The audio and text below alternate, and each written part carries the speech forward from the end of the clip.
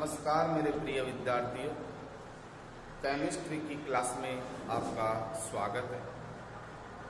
तो 12th agriculture chemistry की class में लास्ट क्लास में हमने सिलेबस डिवाइडेशन के बारे में चर्चा की थी और आज हम उसी के साथ नए चैप्टर की शुरुआत करने जा रहे हैं। अपने अध्याय 1 चैप्टर नंबर 1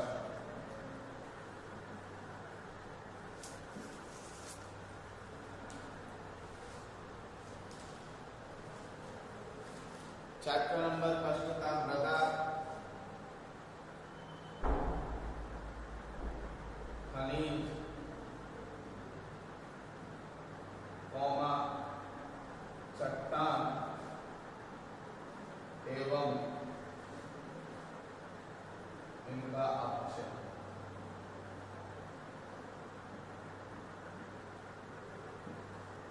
यह चट्टानों का अक्षय। तो इस चैप्टर का पहला टॉपिक अपन पढ़ेंगे मृदा, जिसे बोलते हैं सॉइल।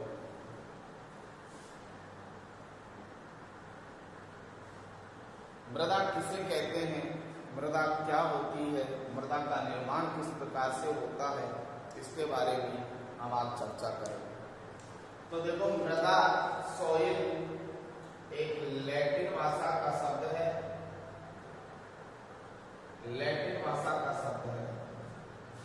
लैटिन भाषा का शब्द है जिसका अर्थ फर्श होता है।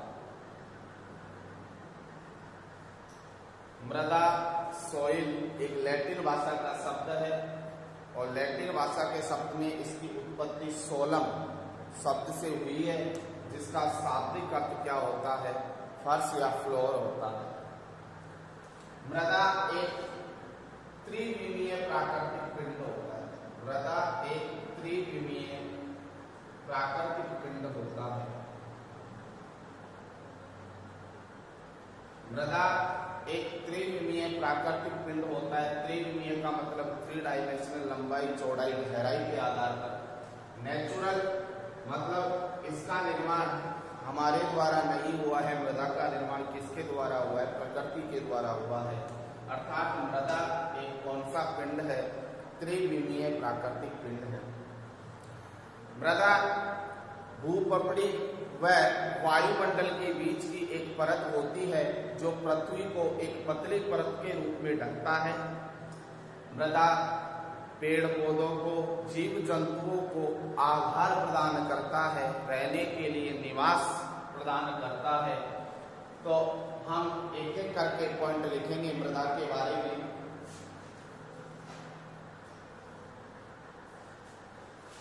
तो पहला पॉइंट नोट करोगे मृदा के बारे में।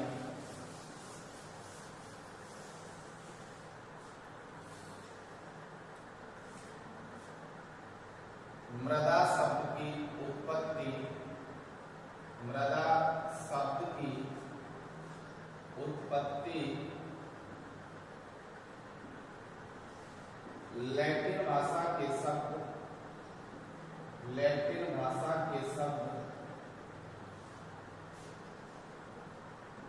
सोलम, लैटिन भाषा के शब्द सोलम से हुई है।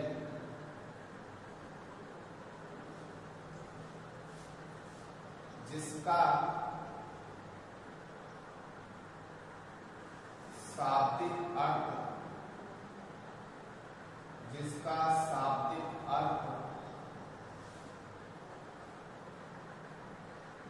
फर्श होता है। पहला बिंदु अपना हो गया कि सॉइल एक लैटिन भाषा के शब्द सोलम से इसकी उत्पत्ति हुई है मृदा की, और इस सोलम शब्द का तात्पर्य क्या होता है, फर्श या फ्लोर। दूसरा पॉइंट अपन लिखेंगे कि मृदा मृदा त्रिविमीय त्रिविमीय प्राकृतिक पिंड है। अगला बिंदु लिखेंगे मृदा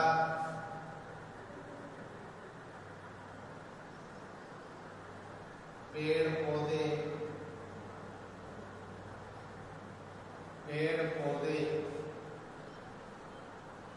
जीव जंतु आदि को आधार प्रदान करता है। तो हम जानते हैं आधार का मतलब है कि यदि मृदा नहीं होती तो न तो पेड़ पौधों का निर्माण संभव था और मृदा नहीं होती तो हमारा भी रहने का कोई आधार इस पृथ्वी पर नहीं था। तो मृदा के 3 पॉइंट है, ये लिखोगे। इसके बाद में हम मृदा की परिभाषा दो अलग अलग वैज्ञानिक थे, जोफे व मार्बर्ट और दूसरा था बकमैन। इन दोनों की अलग अलग अपन मृदा की परिभाषाएं लिखेंगे। सबसे पहले मृदा के 3 पॉइंट आप नोट करोगे।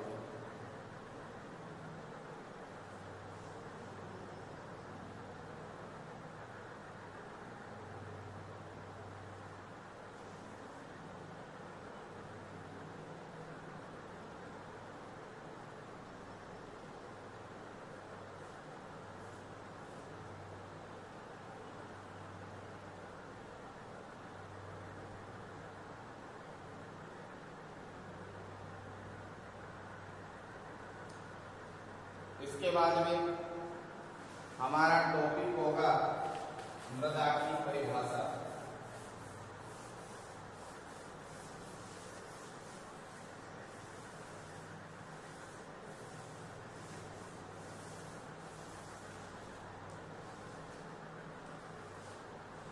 तो मृदा की परिभाषा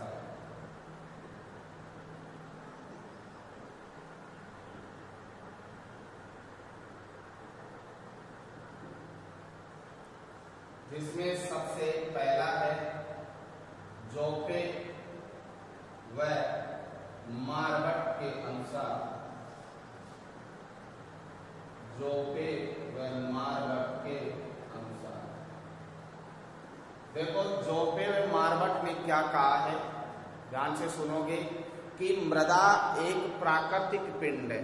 इसका तात्पर्य क्या है कि मृदा नेचुरल प्रकृति के द्वारा प्रदत्त एक पिंड है। इसका निर्माण हमारे द्वारा, मनुष्यों के द्वारा, मानव के द्वारा नहीं हुआ है।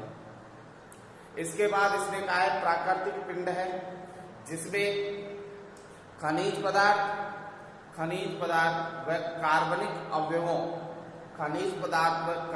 अवयवों की विभिन्नता के आधार पर इन्हें विभिन्न संस्तरों में विभेदित किया गया है। मतलब इसके मृदा के विभिन्न संस्तर होते हैं और ये संस्तर किसके आधार पर विभेदित किए गए हैं?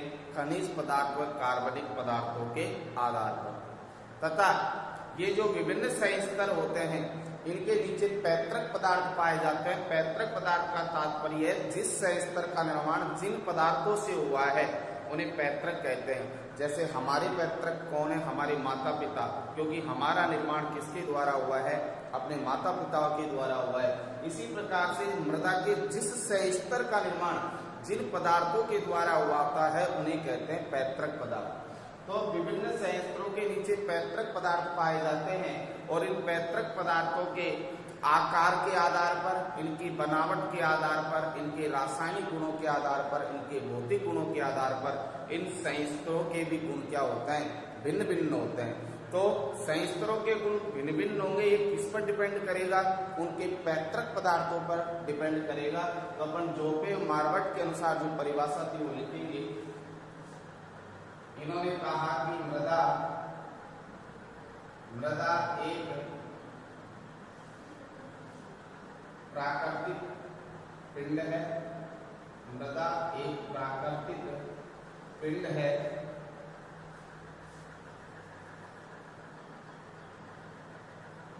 जिसके विभिन्न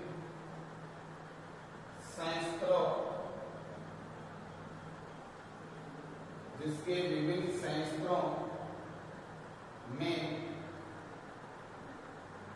विभेद का मतलब है अंतर, विभिन्न संयंत्रों में विभेद खनिज पदार्थ व कार्बनिक अवयवों के आधार पर किया गया है। इन संयंत्रों में विभेद किसके आधार पर किया गया है? इनके खनिज पदार्थ व कार्बनिक अवयवों के आधार पर। संयंत्रों के नीचे उपस्थित पैतृक पदार्थों के आधार पर इनकी आकार की का मतलब इनका आकार, कौमा इनकी बनावट, कौमा इनका संगठन, भौतिक गुण, कौमा रासायनिक गुण आदि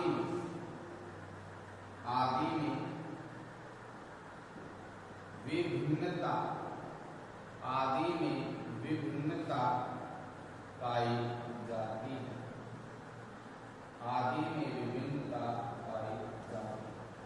ये किसके अनुसार मृदा को परिभाषित किया गया है? जोप्पे व मारबट के अनुसार। देखो, रटकर हम किसी चीज को याद नहीं कर सकते, दिमाग में उस चीज को समझकर आप उसकी परिभाषा मन से 1-2 लाइन घटा सकते हो, 1-2 लाइन बढ़ा सकते हो।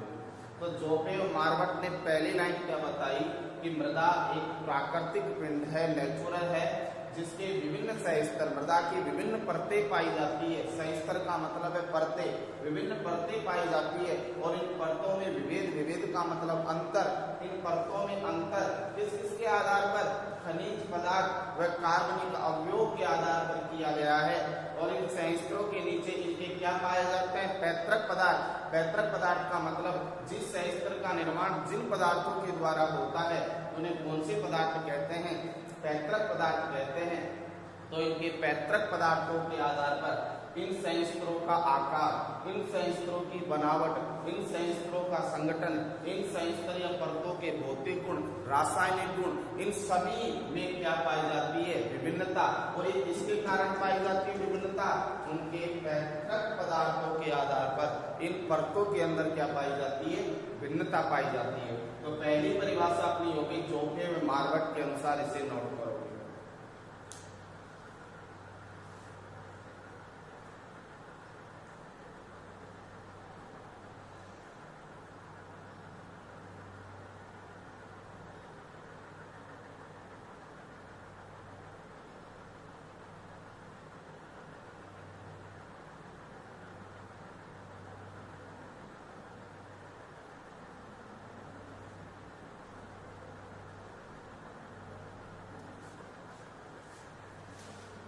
इसके बाद जोप्पे और मारबट के बाद दूसरा जो साइंटिस्ट था उसके आधार पर भी अपन मृदा की परिभाषा लिखेंगे। तो दूसरा साइंटिस्ट था बकमैन व ब्रेडी के अनुसार। बकमैन व ब्रेडी के अनुसार देखो, बकमैन और ब्रेडी ने भी क्या कहा कि मृदा एक प्राकृतिक पिंड है। दोनों की पहली लाइन समान है। जोप्पे मारबट ने भी कहा कि मृदा एक प्राकृतिक पिंड है, बकमैन व ब्रेडी ने भी यही कहा कि मृदा एक प्राकृतिक पिंड है। फिर इसने क्या कहा कि इस मृदा एक प्राकृतिक पिंड है जिसका निर्माण कार्बनिक पदार्थों, खनिज पदार्थों के सड़ने, गलने से या अपक्षयित होने से हुआ है। कार्बनिक पदार्थों के, खनिज पदार्थों के अपक्षयित होने से, विघटित होने से या सड़ने गलने से इसका क्या हुआ है, निर्माण हुआ है। किसका, मृदा के संयंत्रों का क्या हुआ है, निर्माण हुआ है। इसके बाद इसने क्या कहा कि जो यहाँ पर ये कार्बनिक पदार्थ और खनिज पदार्थ अपघटित होकर जिस परिवर्तनशील मिश्रण का निर्माण करते हैं उससे मृदा की प्रोफाइल का मतलब मृदा की परिच्छेदिका, और मृदा की परिच्छेदिका का मतलब है मृदा की जितनी भी परत है उन सबका अध्ययन हम किसके अंदर करते हैं, मृदा परिच्छेदिका के अंदर करते हैं। कि मृदा की परिच्छेदिका का निर्माण हुआ है, अर्थात मृदा की सभी परतों का क्या हुआ है, निर्माण हुआ है। और वो किसके द्वारा हुआ है, खनिज पदार्थ व कार्बनिक पदार्थों के अपघटन से, या बोल दूं खनिज पदार्थ व कार्बनिक पदार्थों के विघटन से, या बोल दूं खनिज पदार्थों के अपक्षय से व कार्बनिक पदार्थों के सड़ने गलने से किसका निर्माण हुआ है, मृदा परिच्छेदिका का, मृदा प्रोफाइल का, सॉइल प्रोफाइल का निर्माण हुआ है। और सॉइल प्रोफाइल के अंदर हम मृदा की जितनी भी परतें होती है उन सभी का क्या करते हैं, अध्ययन करते हैं। और इसके बाद इसने कहा कि मृदा परिच्छेदिका का निर्माण हो गया। ये मृदा है जो पृथ्वी को एक पतली परत के रूप में ढकती है। ये भी किसने कहा है, बकमैन व ब्रेडी ने कहा है। यदि इसे जल एवं वायु की पर्याप्त मात्रा मिल जाए, किसे मिल जाए, मृदा को जल एवं वायु की पर्याप्त मात्रा मिल जाए तो ये पेड़ पौधों को जीवन प्रदान करने का या यांत्रिक आधार प्रदान करने की क्या करता है, कार्य करती है। कौन, मृदा। तो अपन बकमैन और ब्रेडी के अनुसार लिखेंगे कि मृदा एक प्राकृतिक पिंड है, मृदा एक प्राकृतिक पिंड है, मृदा एक प्राकृतिक पिंड है, मृदा एक प्राकृतिक पिंड है। खनिज पदार्थों के अपक्षय से, अपक्षय का मतलब विघटन से या टूटने से, खनिज पदार्थों के अपक्षय से एवं कार्बनिक पदार्थों एवं कार्बनिक पदार्थों के सड़ने गलने से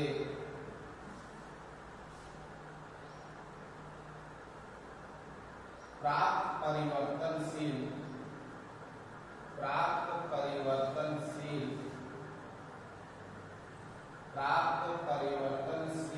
मिश्रण के द्वारा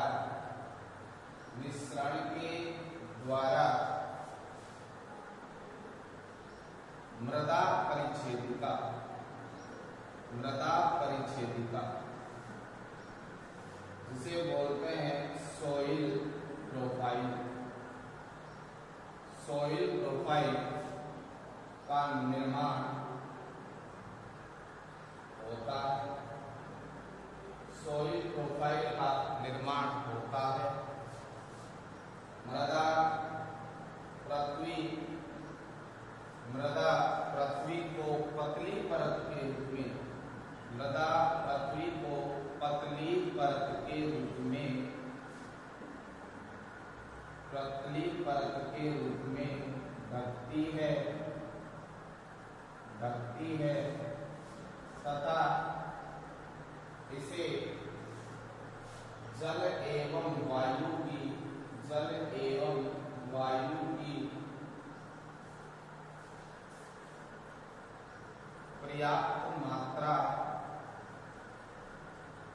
पर्याप्त मात्रा मिलने पर यह पेड़ पौधे को यांत्रिक आधार व जीवन प्रदान करती है। कौन प्रदान करती है, जीवन, मृदा। किसको, पेड़ पौधे। तो इसे भी समझने की कोशिश करोगे तो पहली लाइन तो होगी मृदा एक कौन सा पिंड है, प्राकृतिक पिंड है। अब मृदा परिच्छेदिका का निर्माण किसके द्वारा हुआ है, खनिज पीछे से मतलब खनिज पदार्थों के टूटने से एवं कार्बनिक पदार्थों के सड़ने और गलने से। जब खनिज पदार्थ टूटेंगे, कार्बनिक पदार्थ सड़ेंगे, गलेंगे, तो इनसे परिवर्तनशील क्या प्राप्त होगा? मिश्रण प्राप्त होगा। और इस परिवर्तनशील मिश्रण से किसका निर्माण होता है? मृदा परिच्छेदिका का। मृदा परिच्छेदिका किसे कहते हैं? कि मृदा के विभिन्न परतों का अध्ययन जहाँ किया जाता है वो क्या कहलाती है? मृदा परिच्छेदिका कहलाती है। मृदा पृथ्वी को किसके रूप में ढकती है? एक पतली परत के रूप में ढकती है तथा इस मृदा को यदि जल एवं वायु की पर्याप्त मात्रा मिल जाए तो ये पेड़ पौधों को यांत्रिक आधार व क्या प्रदान करती है? जीवन प्रदान करती है। ये परिभाषा किसने दी? बकमैन व ब्रेडी ने। इसे नोट करो।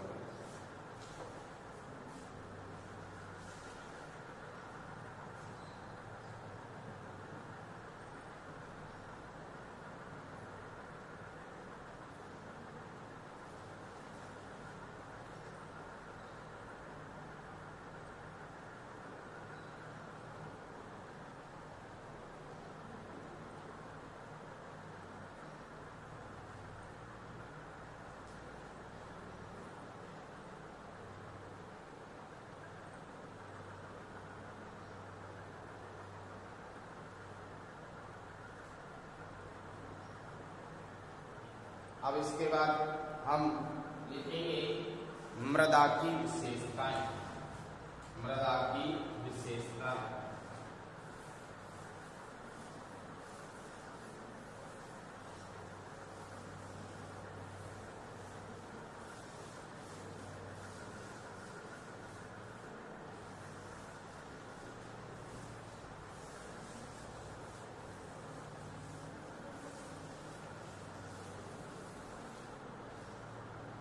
तो हेडिंग है मृदा की विशेषताएं। मृदा की विशेषताएं।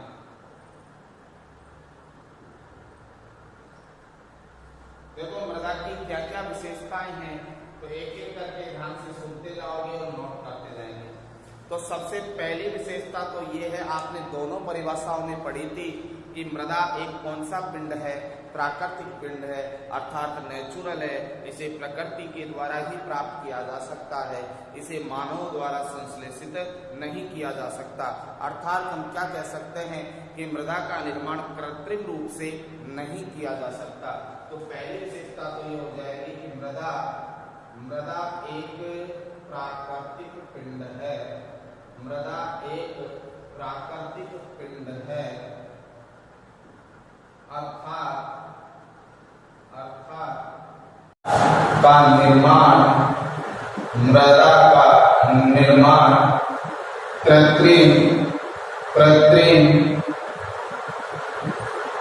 रूप से नहीं किया जा सकता।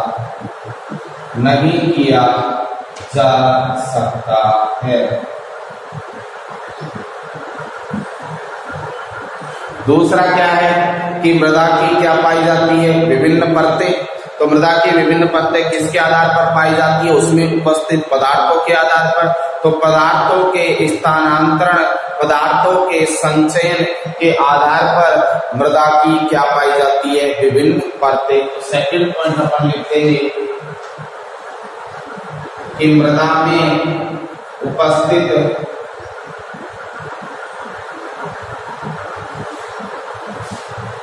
पदार्थों के स्थानांतरण,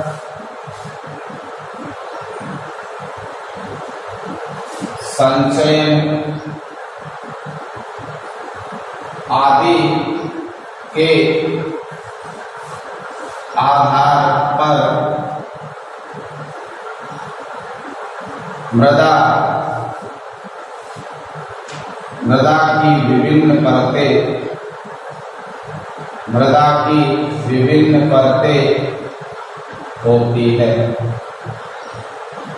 मृदा की क्या होती है? विभिन्न परतें होती है। फिर मृदा में उपस्थित पैतृक पदार्थों के आधार पर इनके आकार, इनकी बनावट, इनके रासायनिक गुण, इनके भौतिक गुण, इन सभी के आधार पर भिन्न जितने भी परतें हैं वो सभी परतें भिन्न भिन्न क्या रखती है, गुण रखती है। तो ये पॉइंट भी अपन लिख सकते हैं। तो विभिन्न परतें हो गई और विभिन्न परतों के गुण भी क्या हो गए, भिन्न भिन्न हो गए।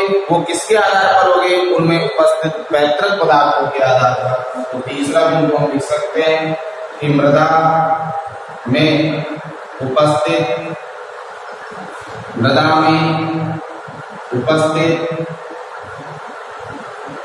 पैतृक पदार्थों के आकार, बनावट,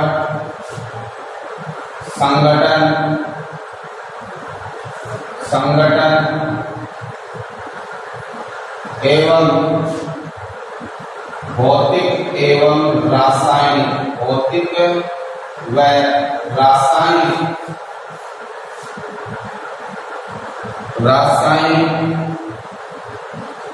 गुणों के आधार पर मृदा के संयुक्त, मतलब मृदा की परत, मृदा के संयुक्त में विभिन्नता पाई जाती है, विभिन्नता पाई जाती है, विभिन्नता पाई जाती है।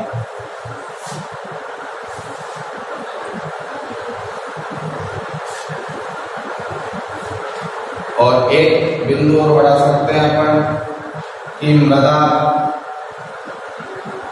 पादप वृद्धि के लिए एक प्राकृतिक माध्यम है, एक प्राकृतिक माध्यम है। तो मृदा की विशेषताओं को एक बार वापस से समझोगे तो जो अपन ने परिभाषा में दोनों में पढ़ा था उन्हीं से अपन ने चार बिंदुओं को उठाकर इनकी चार विशेषता बना दी। कि मृदा की पहली विशेषता है कि मृदा एक कौन सा पिंड है, प्राकृतिक पिंड है। इसका क्या तात्पर्य है कि इसका मतलब है कि हमारे द्वारा मृदा का निर्माण नहीं किया जा सकता, मतलब कृत्रिम रूप से मृदा का निर्माण नहीं किया जा सकता। फिर दूसरा कि मृदा के अंदर क्या पाई जाती है, विभिन्न परतें पाई जाती है। दूसरा बिंदु हो गया कि मृदा में उपस्थित पदार्थों के स्थानांतर, संचयन आदि के आधार पर मृदा की क्या होती है, विभिन्न परतें होती है। देखो पहला हो गया मृदा एक प्राकृतिक पिंड, दूसरा बिंदु हो गया कि मृदा की विभिन्न परतें पाई जाती है। अब तीसरा बिंदु क्या हो जाएगा कि जो मृदा की विभिन्न परतें होती है इन सभी के विभिन्न गुण होते हैं, मतलब सभी परतों के गुण क्या होते हैं, अलग अलग। तो मृदा में उपस्थित पैतृक पदार्थों के आकार, बनावट, संगठन, भौतिक एवं रासायनिक गुणों के आधार पर मृदा के संयुग्मों में क्या पाई जाती है, विभिन्नता पाई जाती है, मतलब सभी परतों के गुण क्या होते हैं, भिन्न भिन्न होते हैं। और ये बिंदु हम पढ़ ही चुके थे कि मृदा पादप वृद्धि के लिए कौन सा माध्यम है, प्राकृतिक माध्यम है, नेचुरल मीडियम है। अर्थात यदि मृदा नहीं होती तो क्या पादप की वृद्धि या पादप का होना संभव था, क्या नहीं। तो अर्थात ये पादप वृद्धि के लिए कौन सा माध्यम है, प्राकृतिक। प्राकृतिक माध्यम इसलिए हुआ क्योंकि प्रकृति के द्वारा प्रदत्त है, इसलिए कौन सा माध्यम हो गया, प्राकृतिक माध्यम। तो इन चारों बिंदुओं को नोट करोगे मृदा की विशेषता।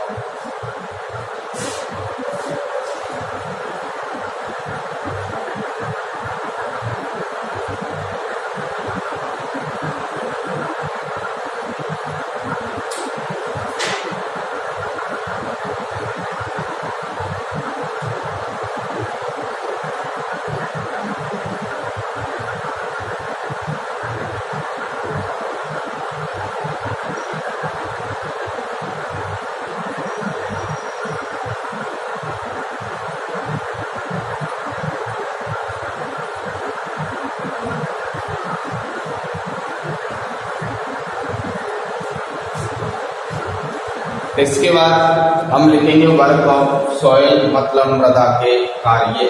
मृदा की विशेषताएं हो गई। इसके बाद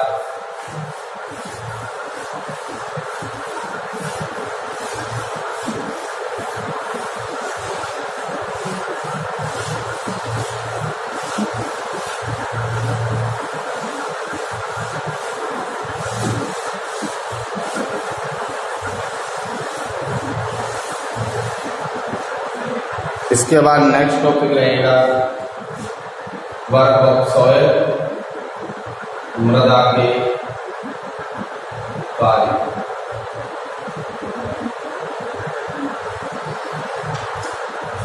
देखो, मृदा के नीचे भूपपड़ी है जिसे बोलते हैं अर्थ क्रस्ट। तो अर्थ क्रस्ट और एनवायरनमेंट, वातावरण या मैं बोल दूं वायुमंडल।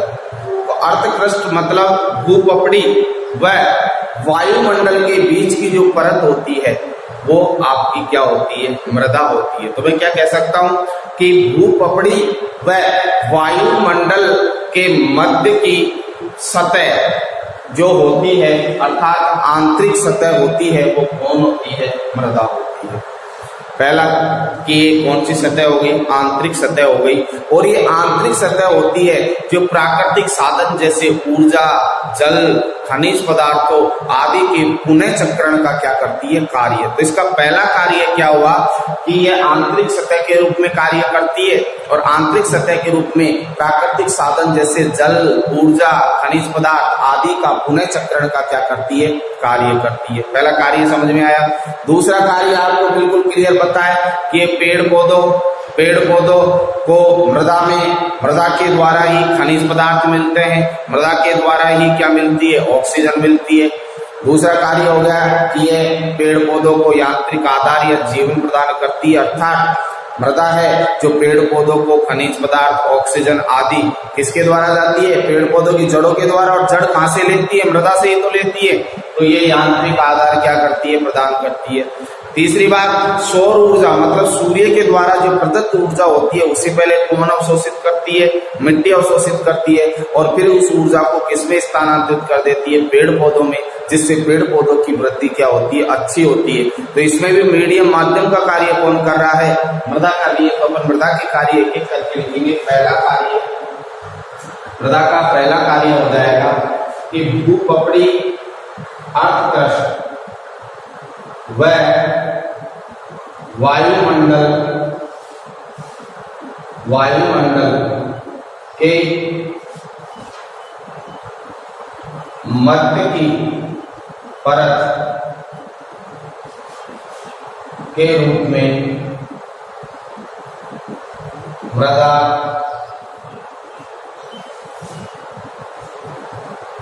मृदा उपस्थित होती है।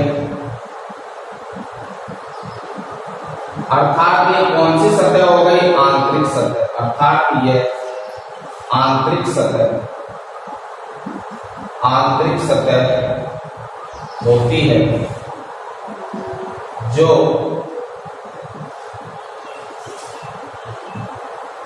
प्राकृतिक साधन जैसे जल, वायु, खनिज आदि के पुनः चक्रण का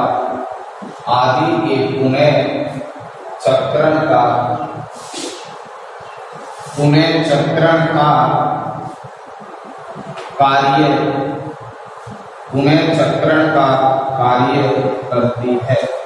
पहला हो गया पुनः चक्रण का कार्य करना। दूसरा आपको बताया था कि मृदा पेड़ पौधों को खनिज पदार्थ, जल एवं पोषक तत्व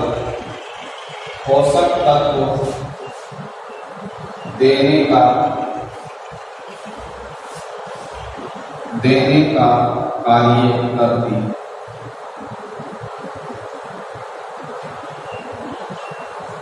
तीसरा पॉइंट अपन क्या ले सकते हैं, मृदा सूर्य से प्राप्त ऊष्मा को या प्राप्त ऊर्जा को अवशोषित करके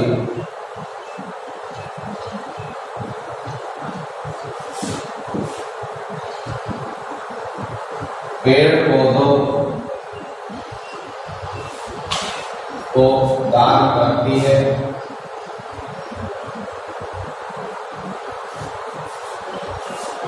जिससे पेड़ पौधों की अच्छी वृद्धि होती है।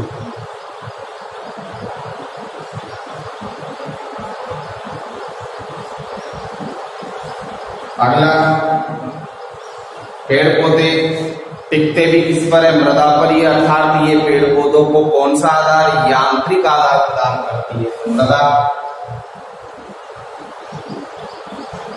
पेड़ पौधों को यांत्रिक आधार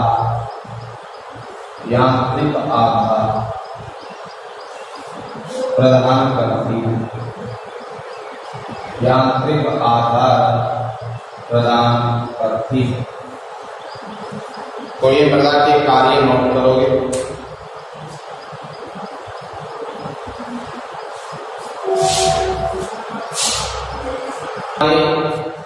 यह हमारे मृदा के कार्य 4 कंप्लीट हो गए।